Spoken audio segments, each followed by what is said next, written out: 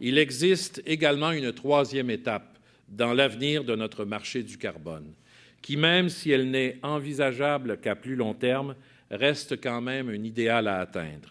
Il s'agit en fait de lier les systèmes de plafonnement et d'échange entre eux et vraiment créer un marché du carbone mondial.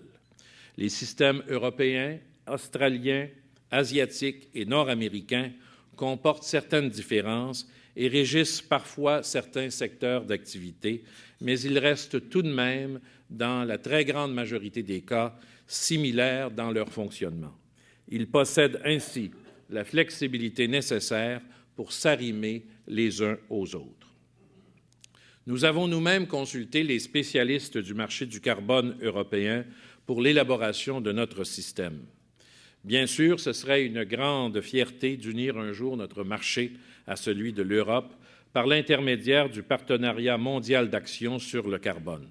La WCI, d'ailleurs, est membre de ce partenariat et le Québec y siège en tant qu'observateur.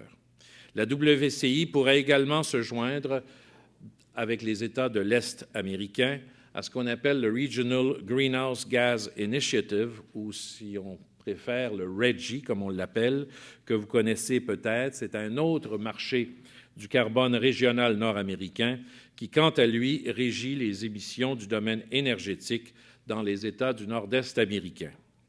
L'Australie, elle, vient de voter pour la mise en œuvre de son propre système et pourrait, elle aussi, venir bonifier un éventuel marché du carbone international.